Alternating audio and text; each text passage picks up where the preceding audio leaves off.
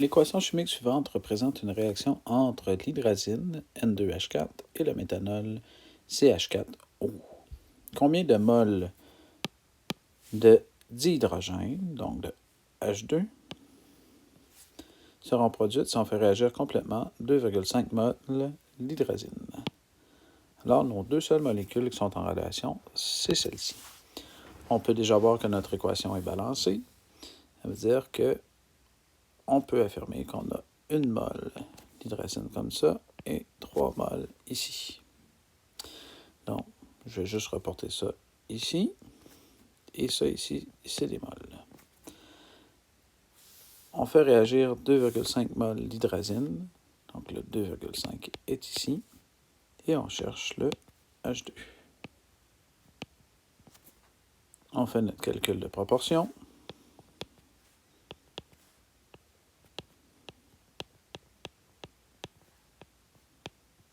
Ce qui nous donne 7,5 moles de H2. Alors ici, dans cette situation, on avait des moles dans notre recette et on cherchait le nombre de moles. Donc, on pouvait faire directement notre proportion telle qu'elle.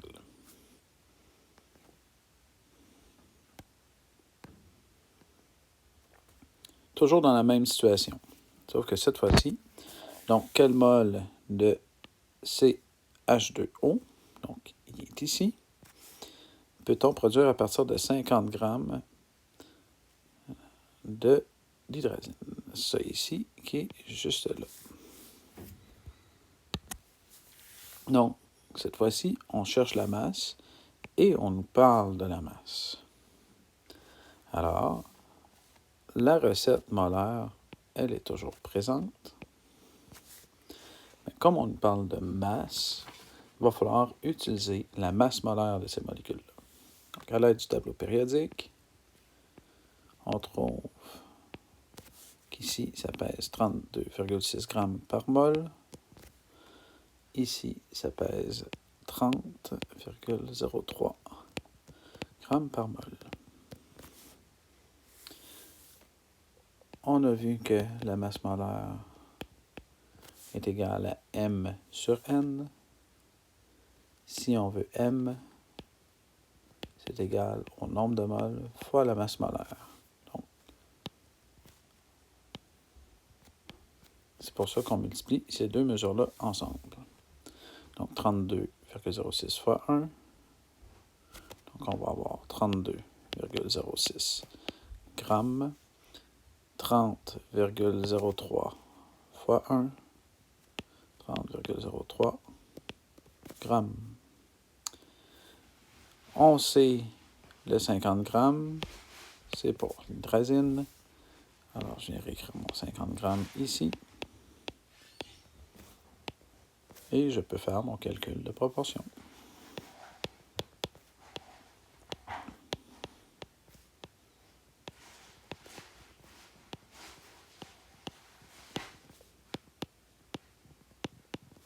Ce qui me donne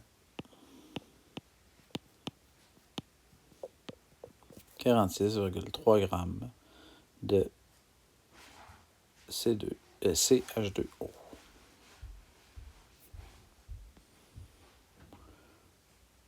Alors, on augmente le niveau de difficulté encore une fois.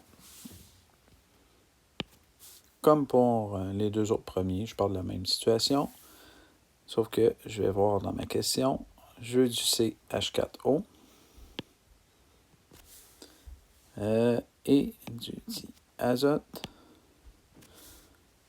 Donc, on veut connaître la masse pour produire 5 moles de diazote. Notre recette molaire, c'est du 1 pour 1. Notre masse molaire, parce que vu qu'on nous parle de masse, assurément, on va en avoir de besoin. Donc ici, 35,05 grammes par mol. 28,02 grammes par mol. Comme on a vu précédemment, Si on veut passer de notre recette molaire à notre recette massique, 35,05 fois 1.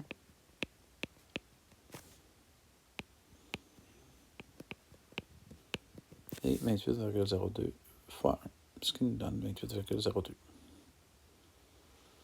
Donc là, vu que j'ai l'information en mol, je vais utiliser ma proportion molaire. C'est du 1 pour 1. Donc mon 1 pour 1, c'est 1 mol pour 1 mol. Si j'ai 5 mols, donc le N2 est ici, puis le C4, CH4, O est ici, donc juste pour ne pas se mélanger. Alors, je peux trouver mon nombre de mols. Là, c'est assez évident. Si c'est du 1 pour 1, bien, ça va être du 5 mols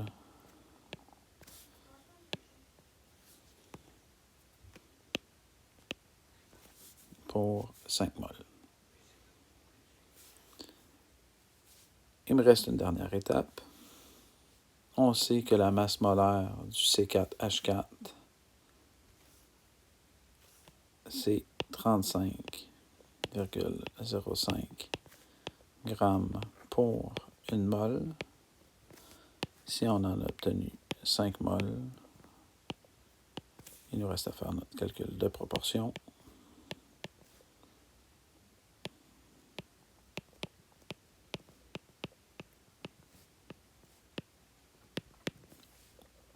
Ce qui nous donne 175,25